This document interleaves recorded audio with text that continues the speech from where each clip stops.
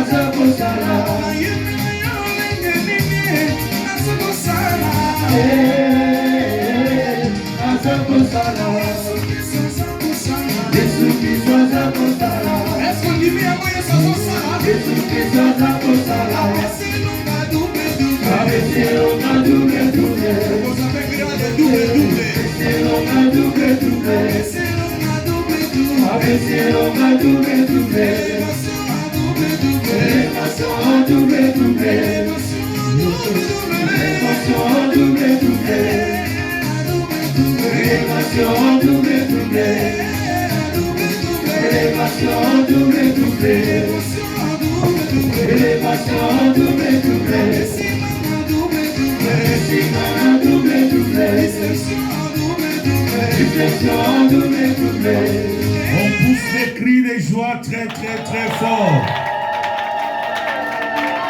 Amen. Tel que nous sommes debout, nous prenons nos Bibles dans le livre des Psaumes chapitre 2, du verset 2 au verset 3.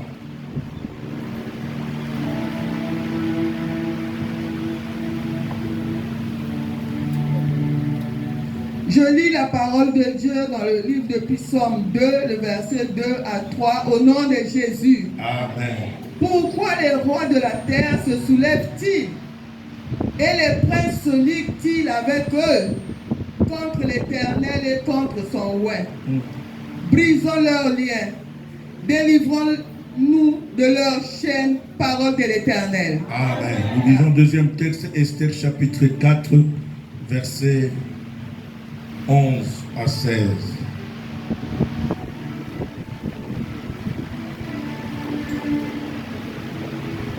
Esther 4.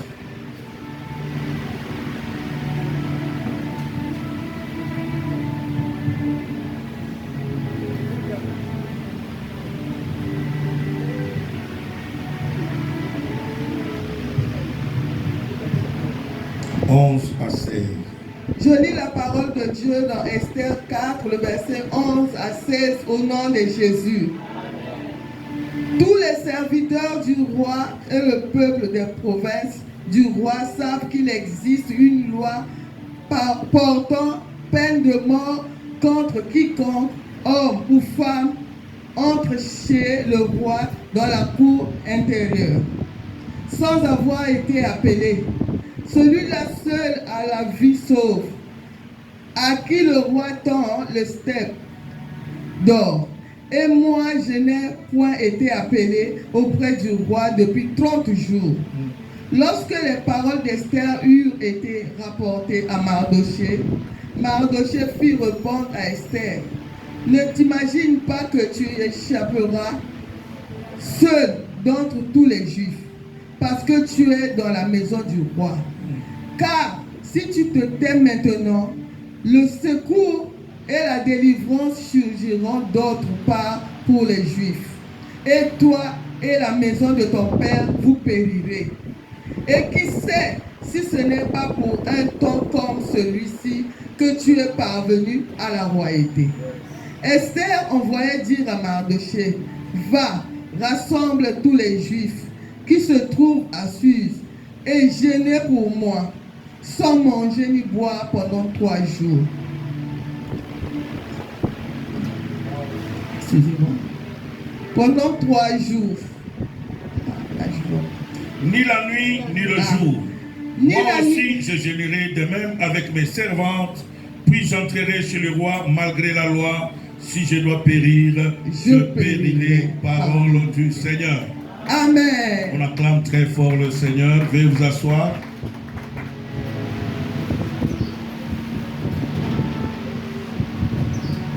Nous rendons gloire au Seigneur qui permet que nous puissions être là encore ce soir pour écouter la parole de Dieu pendant ces 2 semaines de séminaire sur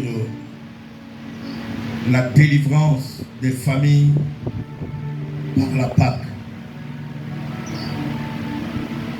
Je ne cesse de le répéter chaque jour, Pâques. Dans le désert, en Égypte, la Pâque était célébrée pour la libération. Quand ils sont arrivés à Canaan, la Pâque était célébrée pour annoncer la fin du pain du désert, parce que c'est le jour où la manne s'est arrêtée. Le jour qu'ils ont célébré quoi? La Pâque. La manne, le pain de la souffrance s'est arrêté ce jour-là pour qu'ils commencent à manger le pain, le lait et le miel que Dieu leur avait promis de la terre promise. Et après ça, la Pâque qui est célébrée dans le Nouveau Testament a été célébrée pour annoncer la résurrection de Jésus-Christ. Et nous célébrons cette Pâque cette année encore, pendant ces 14 jours.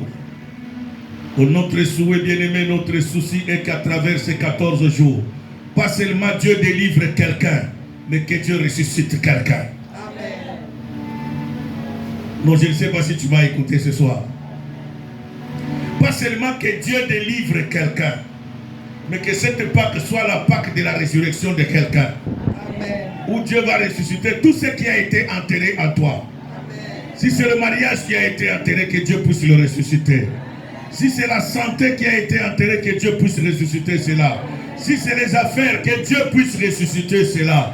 Si c'est le voyage, que Dieu ressuscite tout ce que l'ennemi avait enterré. Tout ce que l'ennemi a enterré, ma soeur, mon frère, je viens t'annoncer que pendant cette Pâque, la pensée de Dieu est que tu sois ressuscité. Pas seulement tu sois libéré de la prison, mais tu sois quoi? Ressuscité. Pas seulement tu sois libéré des prisons de ta famille. Pas seulement tu libères ta famille, ton mari, tes enfants, ta femme. Mais que tu sois aussi ressuscité. Amen. Bien-aimé, quand Dieu nous a créés, il a préparé un destin pour tout un chacun de nous. Alléluia. Amen. Il a préparé quoi? Un destin meilleur, glorieux. Et j'aime beaucoup Jérémie qui le dit. Il dit: le projet que j'ai pour vous, ça c'est Dieu qui dit par Jérémie. C'est le projet de paix et non des malheurs, afin de vous donner un avenir meilleur et garanti votre espérance.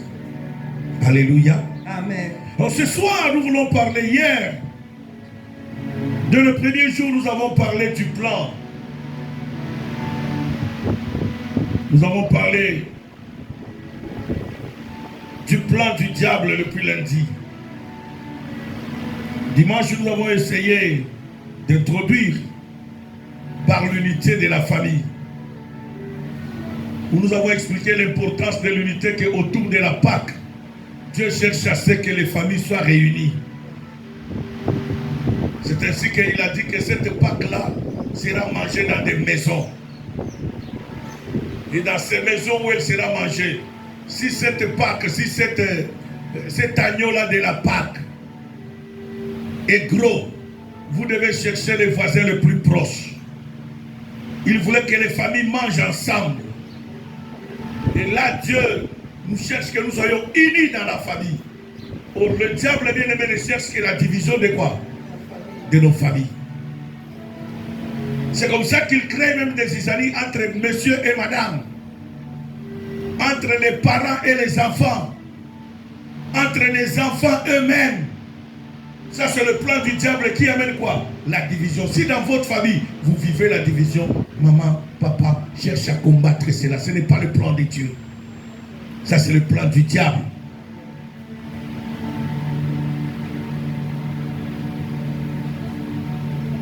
Aujourd'hui, je vais demander une faveur au protocole. Protocole, s'il vous plaît. Remplissez-moi d'abord les chaises qui sont vides et puis vous allez donner. Il n'y a pas quelqu'un qu'on a réservé sa chaise ici. Même Jésus l'a fait. Remplissez-moi toutes les chaises qui sont vides là d'abord. Avant de mettre les gens derrière. Remplissez-moi toutes les chaises qui sont vides. Que toutes les chaises soient occupées. Il n'y a pas quelqu'un d'indispensable ici. Tout le monde nous passerons. Il n'y a que Jésus qui est indispensable. Dites Amen. Amen. Alors remplissez-moi toutes les chaises qui sont vides là quand les gens arrivent.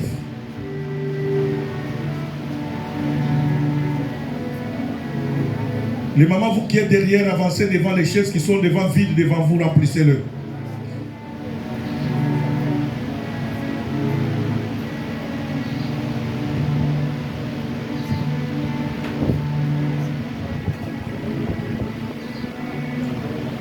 Amen.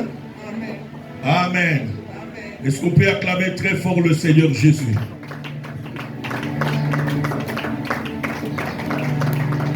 Acclamons très bien, très bien, très bien, très bien. J'ai besoin d'entendre une ovation d'acclamation à notre Dieu.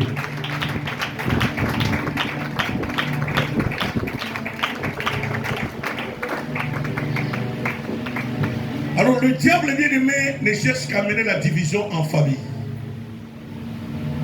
Et le lundi, nous avons parlé du plan du diable contre la famille. Divisé, humilié par le péché, amener l'esclavagisme, détruire les familles, annuler le destin des enfants, amener la rébellion. Tout ça, ce sont les plans du diable bien-aimé.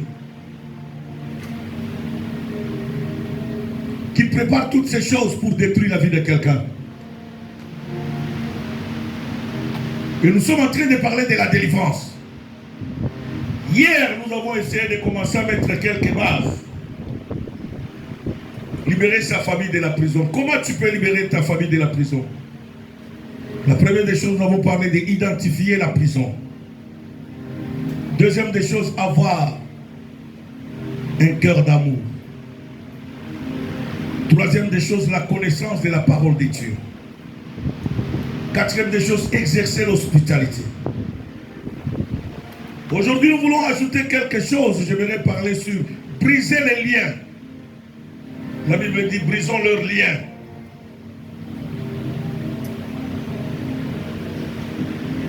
Tu ne peux pas briser les liens de l'ennemi si tu ne connais pas les principes. Moïse, quand il est parti en négociation avec Pharaon pour la libération des enfants d'Israël, Moïse connaissait la parole de Dieu. Moïse connaissait les principes.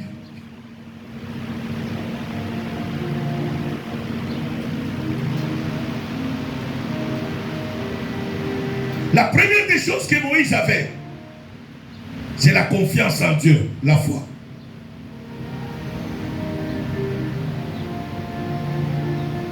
Il y a beaucoup de gens bien-aimés qui viennent dans des séminaires comme celle-ci, mais ils n'ont pas la foi. Raison pour laquelle Dieu ne peut pas agir dans leur vie. Dites amen le plus fort. Amen. Il y a beaucoup de gens qui viennent. Hébreux chapitre 11, verset 1 et verset 6. Lisez-moi ces deux textes. Ces deux versets. Verset 1 et verset 6. Hébreux 11. Écoutez ce que la Bible dit. Hébreux chapitre 11.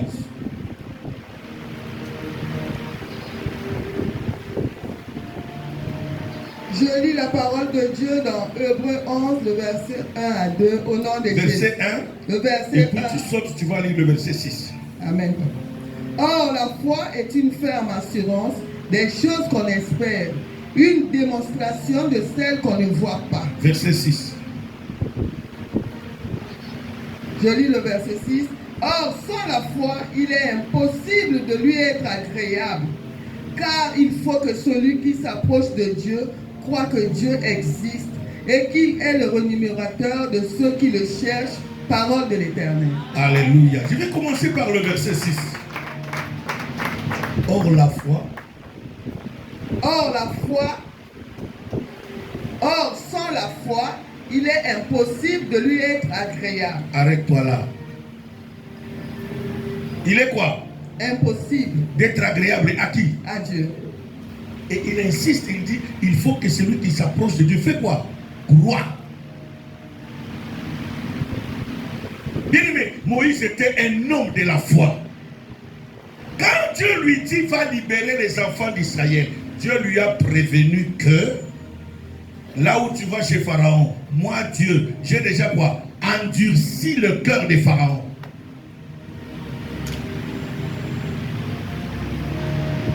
Est-ce que quelqu'un m'entend ce soir?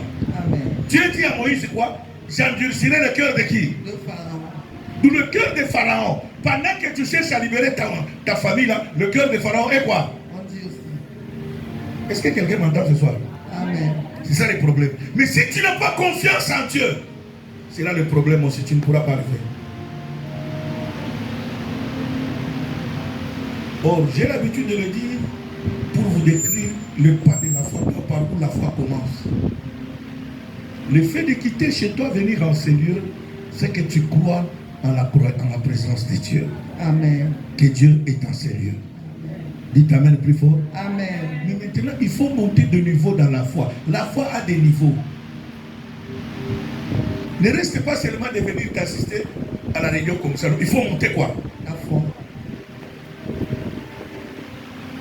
Et la Bible ajoute deuxième pas. Là où 2 ou 3 sont réunis quoi? Ensemble. À mon nom, je suis au milieu. Deux. Dieu est en ces lieux. Amen. Donc si Dieu est en ces lieux, monte encore le troisième pas. Ne reste pas au niveau d'écouter seulement. Cherche à croire à cette parole. Moïse savait. C'est Dieu qui lui a dit, moi Dieu, j'ai endurci quoi? Le cœur de Pharaon. Moïse savait, quel que soit Dieu qui a endurci le cœur de quoi? Pharaon. Comme c'est Dieu qui m'a envoyé, la victoire est quoi? Est certaine. C'est là que j'aimerais que tu montes encore. Comprendre que Dieu ne ment jamais. Amen. Dieu ne ment. Jamais. Tout ce qu'il promet, il fait quoi? Réalise. C'est là que tu dois croire que Dieu n'appelle jamais ses enfants pour rien. Dieu ne peut nous réunir ici, là, bien aimé, pour rien. Quand il nous réunit comme ça, cela veut dire qu'il a un objectif avec quelqu'un. Il a un but pour ta vie. Et le but de Dieu est que cette année, la Pâque soit une réalité. Amen. Que la Pâque soit quoi? Hein? Une réalité. Pas seulement que tu sois délivré, mais que tu sois ressuscité aussi. Amen. C'est ça la pensée de Dieu. C'est ça le plan de Dieu. Que la Pâque ne soit pas seulement une utopie. Vous les enfants de Dieu, je suis la tête et non la queue. Mais tu continues à être quoi? Non, non, ça c'est pas le plan de Dieu. Cette année, Dieu veut que tu puisses vivre la Pâque. Vivre la Pâque, cela veut dire quoi? Si la Pâque c'est la délivrance, tu dois vivre la délivrance. Si la Pâque c'est la résurrection, tu dois vivre quoi? Tu dois expérimenter qu'est-ce que la résurrection, qu'est-ce qui a été enterré en toi. Tu dois croire que Dieu dans ce séminaire, il doit quoi? Les ressusciter. Amen. Moïse, quand il partait, c'est Dieu qui lui a dit, c'est pas énorme. Il dit, moi Dieu, j'endurcirai le cœur de quoi? De Pharaon. Mais je t'ai donné le pouvoir d'aller libérer quoi? Qu'est-ce que Moïse savait? Moïse savait qu'il avait un Dieu puissant. Il ne pouvait que faire confiance en ce Dieu-là. Il ne pouvait que faire confiance en Dieu, sachant que Dieu là, qui m'a envoyé en Égypte, que Pharaon soit 1000 fois Pharaon, moi je vais le vaincre. Que Pharaon 100 fois Pharaon, moi je vais quoi? Le vaincre.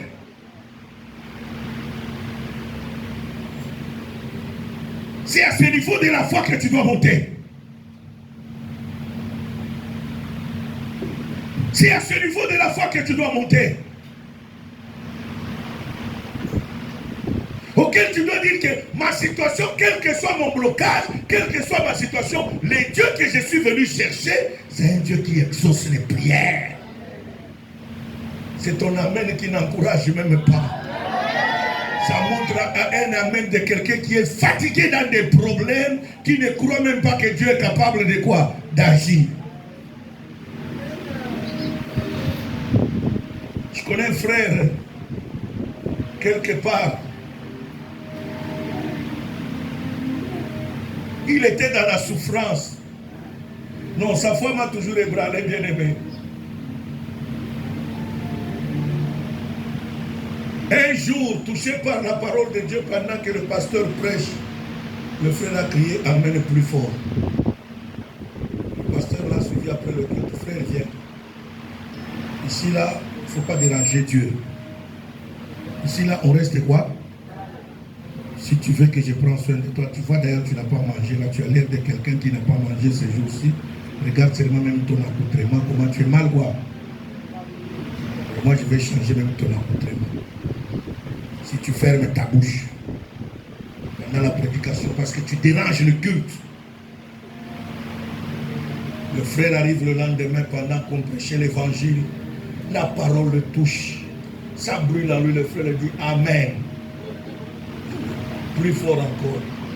Et là, le même jour, le pasteur l'appelle encore au bureau. Frère, j'ai l'impression que tu as des oreilles très dures, tu n'écoutes pas. La prochaine fois, je vais te chasser à l'église. Le jour qui a suivi, la parole était profonde, la parole était forte, la parole était puissante. Frère se met debout, il dit habit ou pas habit, Amen. Dites Amen plus fort. Vous savez, l'acte du frère a amené le réveil quoi? À l'église. Les gens se sont rendus compte que quand une parole sort comme ça, tu dois dire Amen, ce qui veut dire ainsi soit-il.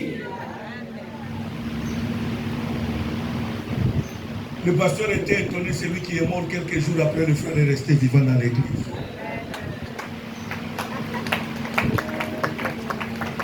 Amen, c'est rendre gloire à Dieu. Quelqu'un qui croit dans des moments comme celle-ci. Nous parlons de la Pâque, la résurrection. Tu dois comprendre qu'est-ce que le diable a enterré en toi. Nous parlons de la Pâque comme libération. Tu dois comprendre qu'est-ce qui est lié en toi. Pour sortir, il y a des prix à payer. Sans la foi, tu ne peux jamais sortir.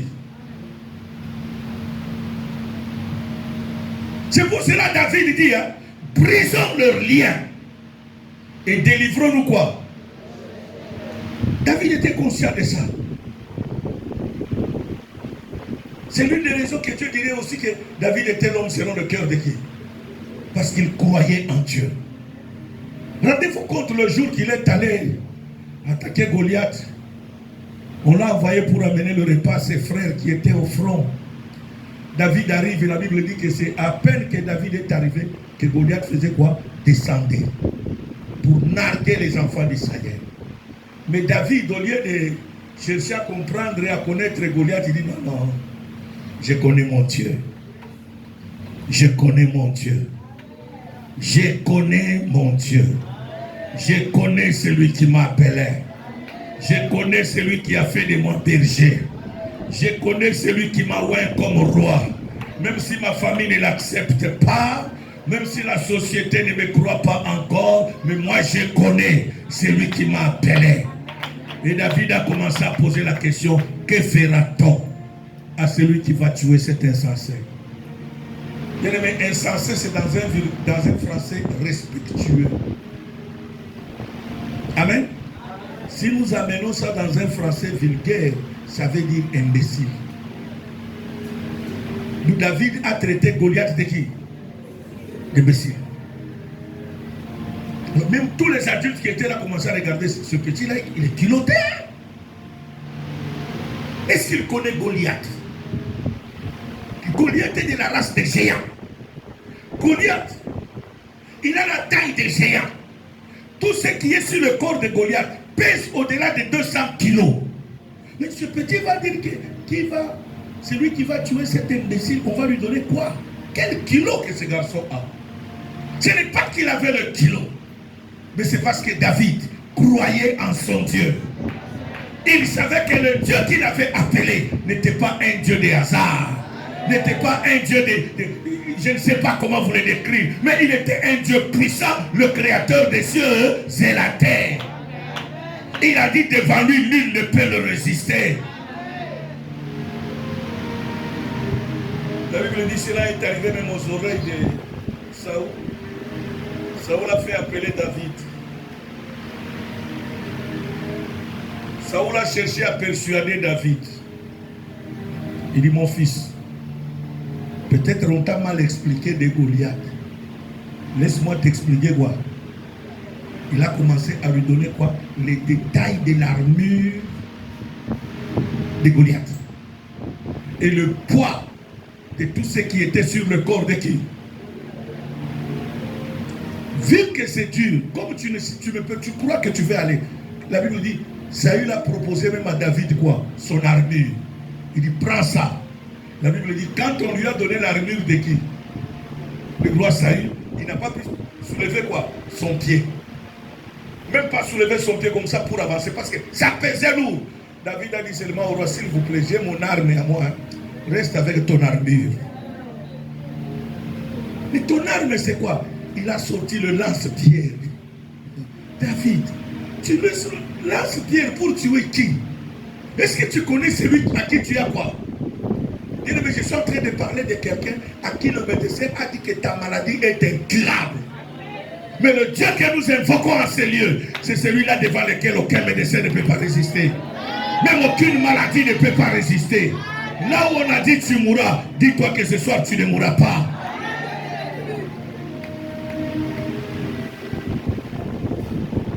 David est descendu. Quand Goliath a vu David, il a commencé par se moquer de David. Il dit vraiment, Saül, tu n'as pas de géant chez toi. Ok. Attendez, vous allez voir ce que je vais faire de cet enfant. Je vais prendre sa tête, je lui donnerai quoi? Aux oiseaux du ciel. David il dit, c'est toi d'ailleurs que je vais donner ta tête quoi? Et tu sauras qu'en Israël il y a quoi? Tu viens devant moi avec la lance et le javelot. Mais moi je viens devant toi. Au nom de l'Éternel des armées. Le Dieu d'Israël en qui j'ai cru. Celui qui a fait de moi ce que je suis. Dites amen plus fort. La Bible dit, quand il a descendu, il n'a même pas gaspillé 5 pierres, là seulement utilisé une seule pierre. Et Goliath était quoi? Pourquoi? Il croyait. Le problème c'est quoi? Nous avons des gens pour qui nous prions avec, ils ne croient même pas à leur propre quoi? Prière. Bon, c'est comme ça qu'on a toujours dit, c'est comme ça qu'on a toujours dit. On a dit ça pour toi, pas pour moi. Moi, je crois en un Dieu vivant. Moi, je crois en un Dieu puissant. Bien-aimé, ce Dieu-là existe encore. Ce qu'il a fait hier, il est capable de le faire aujourd'hui. Deuxième des choses, pour briser les liens pas seulement la foi, tu as besoin de la prière.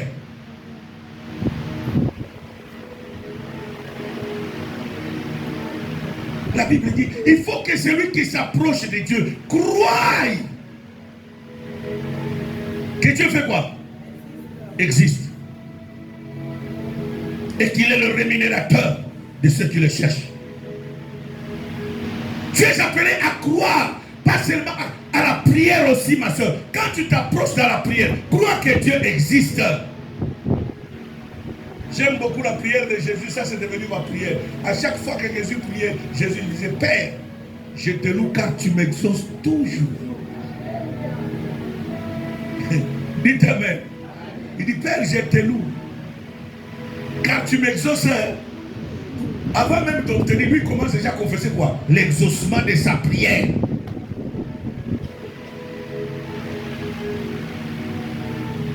Le problème c'est toi-même, tu ne crois pas à ta prière. Or la Bible dit, hein, tout ce que vous aurez demandé en priant, croyez que vous l'avez reçu et vous le verrez quoi? Mais toi tu ne crois pas à la prière. Pour toi, bien aimé, quand quelqu'un ne croit pas à sa propre prière, quand quelqu'un n'a pas confiance à sa propre prière, qu'est-ce que cela veut dire? Cela veut dire que son Dieu est quoi? Petit. Et son problème est quoi? Est-ce que peux-tu inverser ce soir? Cela veut dire, ton problème est quoi? Le Dieu que tu es venu chercher est quoi? Si tu inverses ces choses, seulement ce soir les choses changent dans ta maison. Le problème c'est toi. J'ai toujours donné ce témoignage, bien aimé. La francophonie ne nous permet pas de croire. La francophonie, le français, ne nous permet jamais de croire en Dieu. Même quand il faut croire, je pense que je crois que... Tu crois quoi? Tu penses à quoi? C'est ça qui nous bloque. Même dans ta propre prière, tu n'as pas confiance. Les gens ont plus confiance dans des superstitions. Je me rappelle, hier quand on était des païens, il y avait d'autres superstitions qui disaient, dès que tu sors, tu rencontres une femme, ah, ta journée est bénie. Il y a des gens qui continuent à croire à ça jusqu'aujourd'hui. Mais quand il a aïe,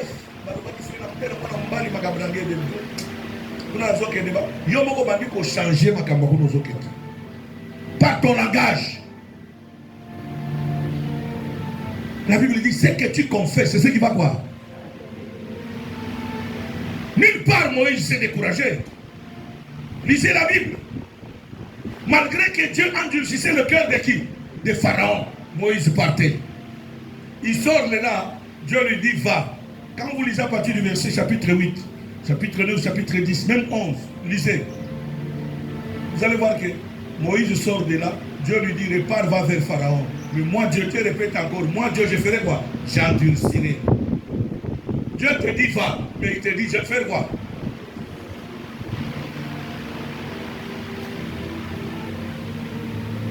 Dans la prière, ma soeur, mon frère, tu vas changer les choses. Prier, c'est croire encore en Dieu. Quelqu'un qui prie, c'est quelqu'un qui croit que Dieu existe, que Dieu exauce. Quand tu ne pries pas, tu ne pourras jamais avoir la victoire.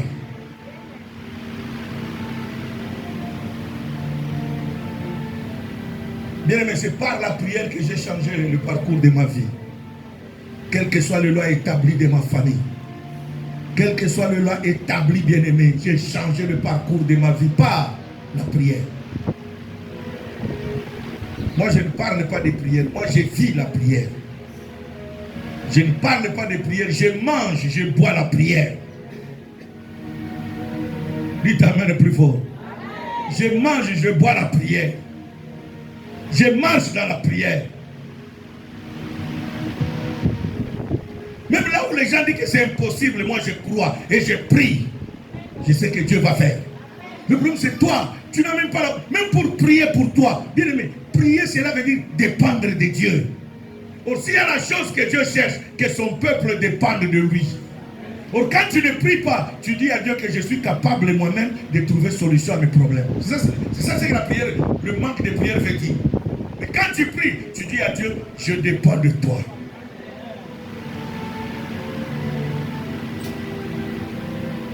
Alléluia. Quand tu pries, tu témoignes ta dépendance à Dieu.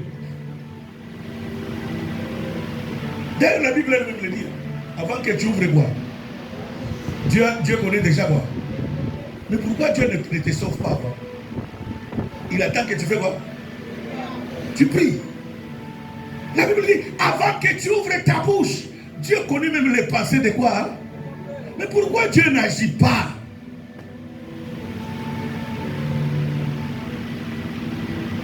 Même Jésus qui était fils de Dieu, est-ce qu'il avait-il besoin de prier? Non. Mais pourquoi il priait?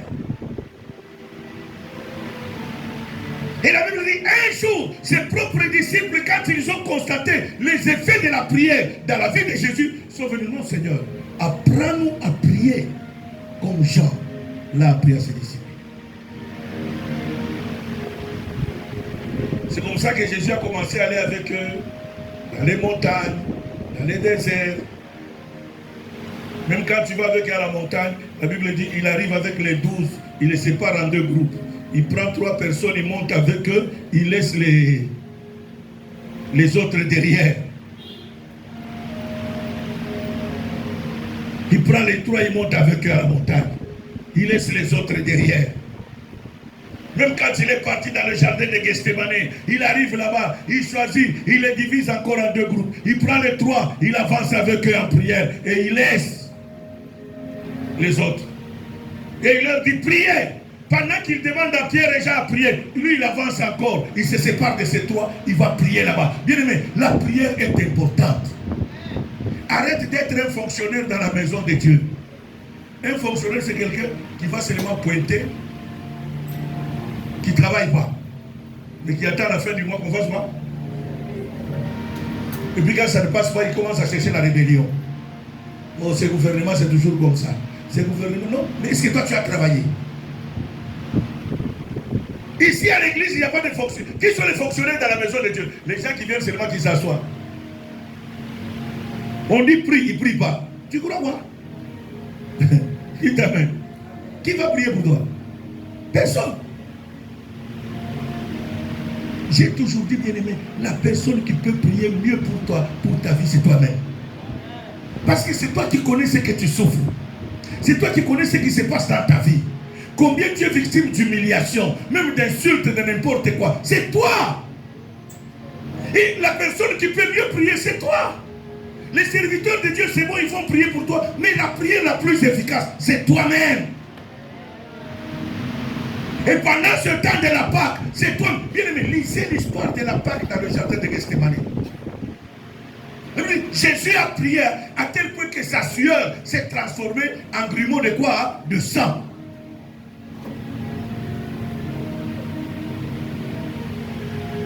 Parce que c'était sa dernière Pâque qu'il mangeait avec ses disciples.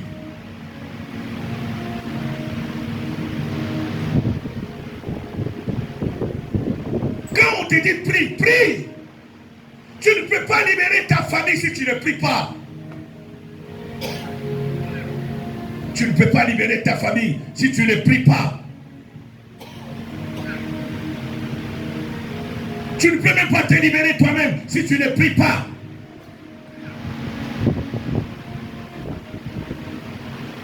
Acte 16, 27, la Bible dit, vers le milieu de la nuit, Paul et Silas priaient. Ils étaient en prison. Mais comment ils se sont libérés? Comme la Bible dit dans Psaume, brisons leurs liens. Comment Paul a brisé ses liens de la service, de la prison? Par la prière. Acte 16, 27.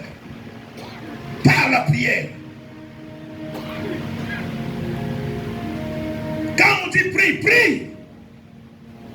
Prie. Prie. C'est celui qui prie que Dieu va exaucer. Et la prière fait partie des armes que Dieu nous a données pour combattre l'ennemi.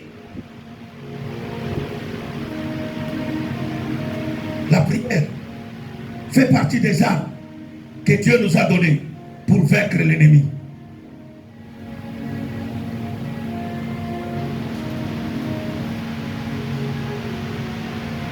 Troisième des choses, dans la marche de briser les liens, l'obéissance compte beaucoup.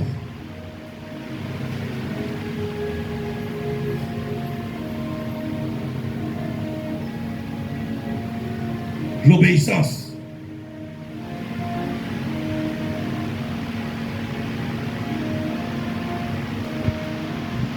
Dans la marche de la délivrance de ta famille, l'obéissance est de rigueur. Tu ne peux pas délivrer ta famille sans l'obéissance. Et là, nous parlons d'une obéissance absolue sans réflexion. Il y a beaucoup de gens qui sont bloqués parce qu'ils réfléchissent même là où il ne faut pas réfléchir.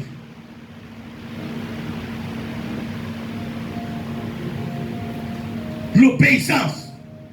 Savoir obéir aux instructions de Dieu.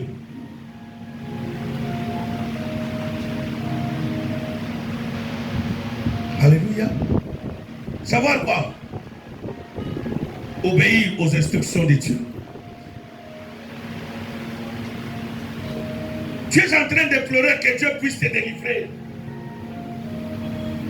Que Dieu puisse faire quelque chose dans ta vie, mais tu ne sais pas obéir. Rien ne va se passer dans ta vie.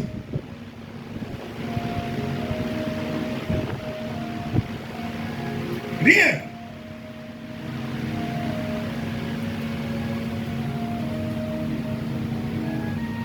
Et surtout l'obéissance, bien-aimée. C'est dans le cas souvent de beaucoup de ceux-là qui sont en désobéissance devant Dieu sans se rendre compte. Ce sont les gens qui s'appellent serviteurs et servantes de Dieu. Dites Amen. Dites Amen. Surtout nous là qui servons quoi? Nous croyons obéir à Dieu, mais des fois nous sommes dans la rébellion et la désobéissance. Raison pour laquelle beaucoup de choses dans notre propre vie ne marchent pas. Par manque de quoi? D'obéissance. La fois dernière, je vous ai donné le témoignage de mon aîné, le bishop au PC. Bien, mais quand tu commences à servir Dieu, il y a une rébellion qui entre en toi, la désobéissance. Devient une vie quoi? Courante. Tu crois que toi, comme tu es, c'est comme si tu es dans... Tu es le chouchou de Dieu. Il n'y a pas de chouchou de Dieu. Il n'y a que Jésus qui était le chouchou de Dieu. Dites Amen le plus fort. Mais même Jésus lui-même nous a appris l'obéissance. Par sa mort à la croix. La Bible dit dans la il a dit Seigneur, que cette coupe s'éloigne de moi. Toutefois, non pas ce que moi je veux, mais ce que toi tu fais quoi? La volonté de Dieu c'était quoi? Que Jésus passe par la mort à la croix. Il a obéi à ça. La Bible dit, il était obéissant jusqu'à la mort de la croix.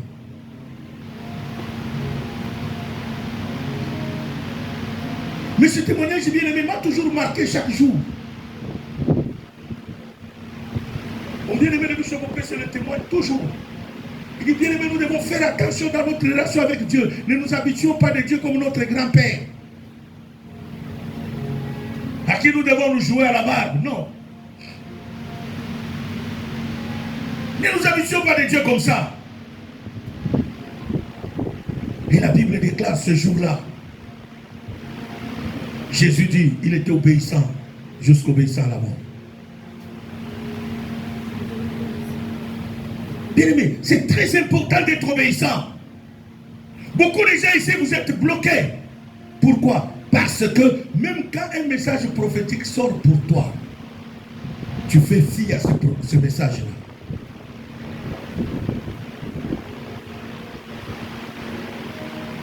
Alléluia. Je vais vous donner beaucoup de témoignages autour de ça, bien-aimé. Ce qui fait que beaucoup de gens, leur vie est bloquée par manque de quoi? D'obéissance.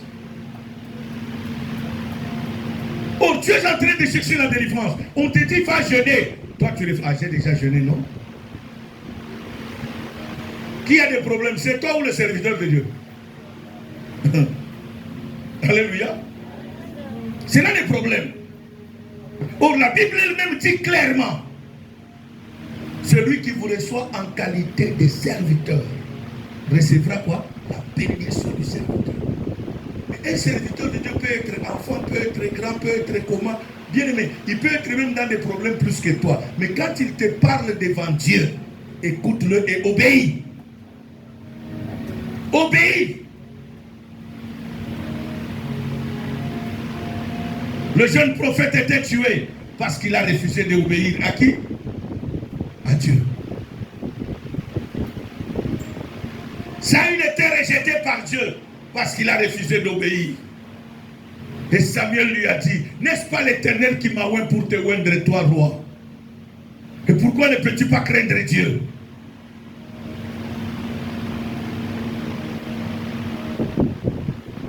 Esther, la Bible déclare, Mardochée a appris que Aman était en train de monter les coups contre les Juifs qui étaient à Suse. Et Mardochée envoie le message à Esther. Esther, écoute ce que je viens d'apprendre. Mardochée est en train de chercher à tuer tous les Juifs qui sont à Suse. Où toi tu es reine. Où tous les Juifs qu'on va tuer, y compris qui? Toi. Esther commence à donner des justifications à Mardochée. Oh, tu sais, il y a une loi dans ce pays. Et cette loi dit, aussi longtemps que le roi ne t'a pas tendu le sceptre de royauté, tu ne peux pas aller dans sa présence. Nous, ça fait 30 jours que je suis épousé. C'est vrai, je suis reine, mais je n'ai jamais rencontré le roi en face comme ça. Juste, j'attends ce jour-là. Mardochée renvoie les messagers. Vas-y, lui dis. Qui sait si ce n'est pour des temps comme celui-ci que Dieu a permis que tu sois quoi? Tu n'es pas reine par ta volonté à toi. En d'autres termes, Mardochée voulait lui rappeler que n'oublie pas que d'ailleurs j'ai menti ton nom. Ton nom c'est pas Esther, ton nom c'est Adassa. J'ai créé un faux nom. N'oublie pas que toi-même tu es quoi? Juif. Et tu crois que parce que tu es dans la maison de quoi? Du roi? Donc toi tu seras quoi? Mais tu es juif. C'est là que ça a réveillé la pensée d'Esther. Esther a dit non. Dis à Mardochée de réunir tous les gens qui sont assis, de jeûner et prier. Moi aussi je vais jeûner. Il a compris maintenant l'utilité de la prière. Dites amen le plus fort. Il a compris aussi l'utilité de quoi? De la prière. Pour dire je veux jeûner. Et moi et tous mes serviteurs et servantes. Et après quoi? Il dit après quoi j'entrerai. S'il faut périr, je ferai quoi? Il a pris une décision. Il a pris une décision forte. Par la prière. Et il a dit je vais obéir. S'il n'avait pas obéi, même il allait quoi? Mourir.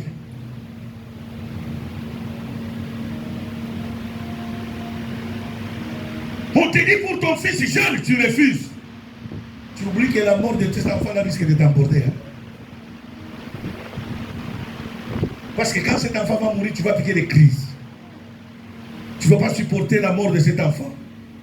Tu vas te jeter n'importe comment, oubliera que cette crise risque même de quoi? De t'emporter. C'est ce que vous oubliez. Bien, mais quand on nous demande de faire quelque chose, faisons-le.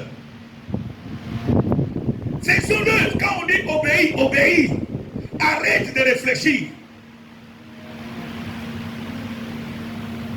Esther était obligée d'obéir. D'ailleurs, même pour qu'elle passe roi, il fallait qu'elle obéisse scrupuleusement. À qui? À Mardochée. Mardochée lui a dit, là où tu vas là, ne te montre pas que tu es juif. Que personne ne sache. Et que personne ne sache aussi qu'il y a un lien entre toi et qui? Et moi. Et puis les deux, nous les juifs, nous ne vivons pas d'alcool. Pas question d'alcool là où tu vas. Leur viande, je ne sais même pas si la viande là est sacrifiée aux idoles. Ne mange pas la viande. C'est comme ça que Esther est arrivé là-bas. Il a dit non, servez-moi seulement des légumes. Moi je suis végétarien, je ne mange pas quoi. C'était pour cacher son identité. Alléluia. Parce qu'il devait manger la viande qui n'est pas égorgée selon les rites juifs. C'est comme nos amis musulmans. ne mangent pas n'importe quelle viande. Ils mangent la viande qui est égorgée selon le rite musulman qu'on appelle la viande halal. Pour les juifs, c'est la viande cachère. Donc, selon eux, tout est, même comment on égorge le bœuf ou la vache, et ils ont leur rite à eux.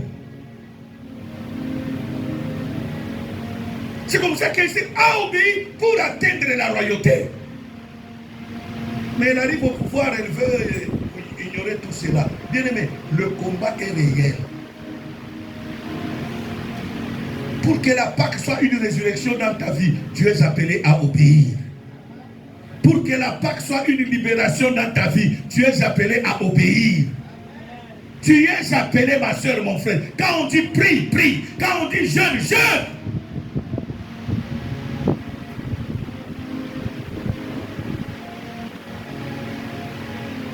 Alléluia. Alléluia.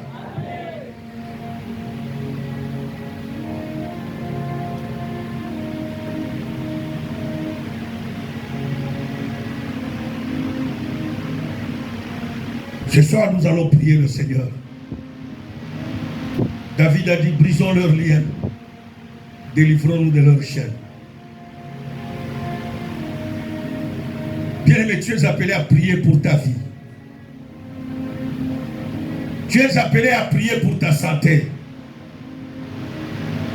Tu es appelé à prier, à combattre pour ta vie.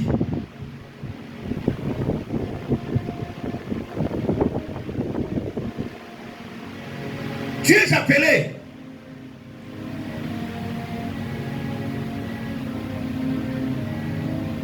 Il y a des choses qui se passent comme je l'ai dit hier, bien-aimé. Il y a des réalités que nous vivons que nous ne savons pas expliquer. Essaye d'analyser ton problème. Des fois, nous avons l'habitude d'agir, d'accuser les gens indirectement, sans le vouloir. Tu accuses les gens, bien aimés. Ce n'est pas tout le monde qui sont fautifs contre toi. Il y a un problème en toi.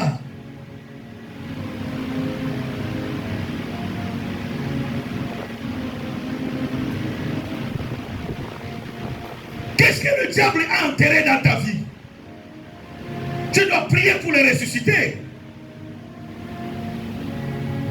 Dans ta famille, qu'est-ce qu'on a condamné là-bas?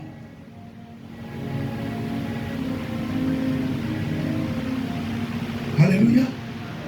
Dans ta famille, qu'est-ce qu'on a quoi?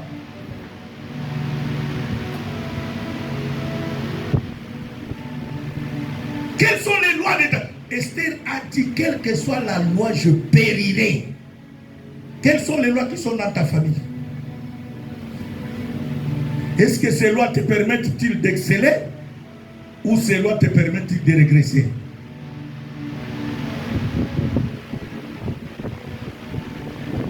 Quelles sont ces lois?